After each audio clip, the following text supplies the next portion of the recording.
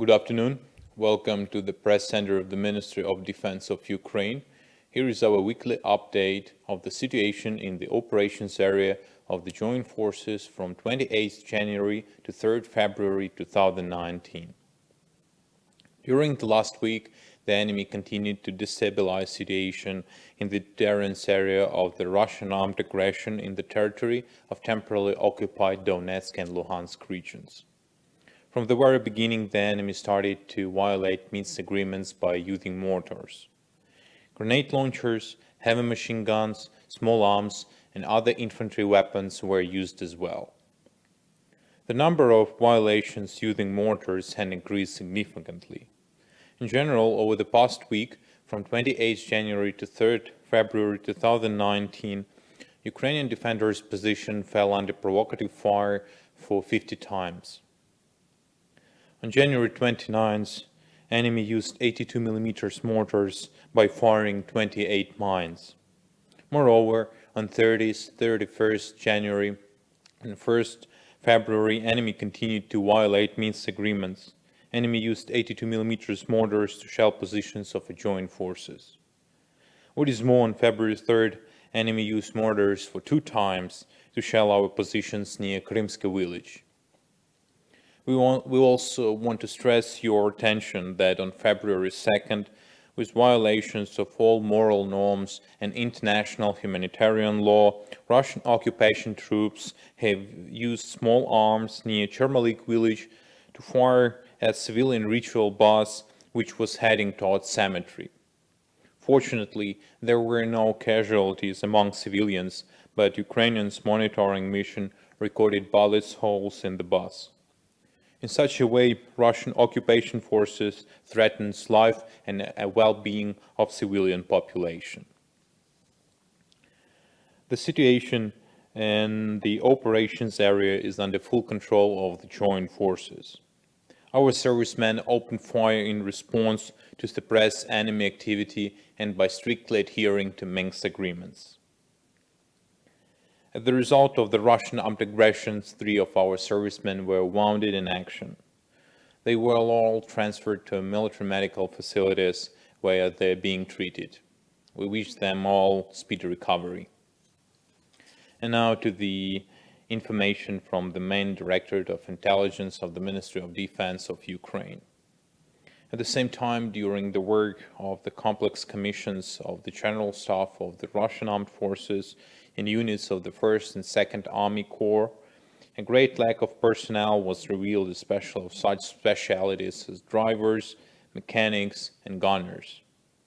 In order to supply the personnel, the Russian Occupation Command activated the so-called recruiting work in Russia with the set of so-called volunteers and with the help of military recruiting centers on the territory of occupied regions. Moreover, the Russian occupation regime started to preparing the next cycle of fake videos in the temporarily occupied territory in the east of Ukraine. The main idea of these videos is to discredit joint operation forces and Ukraine in general. In particular, on January 25th till January 29th, along the lines of demarcation in the Luhansk, Donetsk, and Mariupol directions, a group of Russian media with the involvement of personnel and military equipment of Russian occupation troops were filming fake videos to fabricate false reports about the so-called violation by the Ukrainian party of the ceasefire. And now to other news. Minister of Defense of Ukraine has summed up the result of 2018 at a meeting of the Reforms Committee of the Ministry of Defense and the Armed Forces of Ukraine. He referred to such decisions as the adoption of the Law on National Security of Ukraine, which clearly defined priorities and tasks of the security and defense sector regarding the need for reform.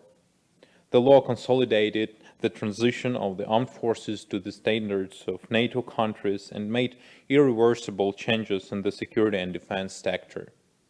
Stepan Poltorak stressed that changes to the Constitution of Ukraine clearly define the tasks of all authorities regarding the necessity and priority of acquiring NATO membership.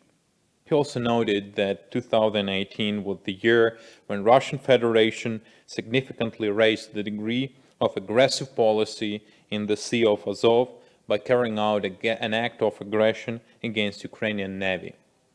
Stepan Poltorak also noted that the great threat of open aggression against Ukraine, against the state, was the main factor that influenced the decision to introduce a martial law, which made possible to increase the state's readiness to protect its territory. Also, he noted that capabilities of the armed forces of Ukraine has increased significantly in 2018. Minister of Defense of Ukraine also defined the key priorities for 2019 during the meeting of Reforms Committee. There are 5 of them. These are the elements of defense reform which should encompass and concentrate all efforts of the Armed Forces of Ukraine and the Minister of Defense and subordinate structures. They are, first of all, is effective defense management that involves the integrity of democratic civilian control and a new command and control system in accordance with NATO principles. In this context, Minister of Defense drew the attention of the leadership of the General Staff to the need to complete the establishment of a new command and control system in 2019. The second priority is defensive capability-based planning, which is combined with the medium-term budgetary processes.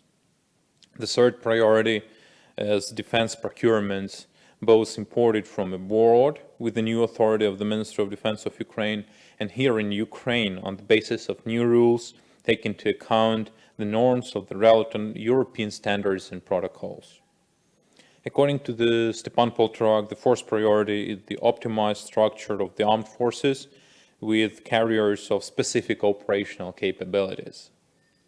And the fifth priority direction, which was emphasized by Stepan Poltorak, is integrated system of civil and military capabilities of our state to protect national interests, which envisages full use of political, diplomatic, and military means. This is all information for now. Glory to Ukraine. Captain Sharvar Mikhailov from the Press Center of the Ministry of Defense of Ukraine.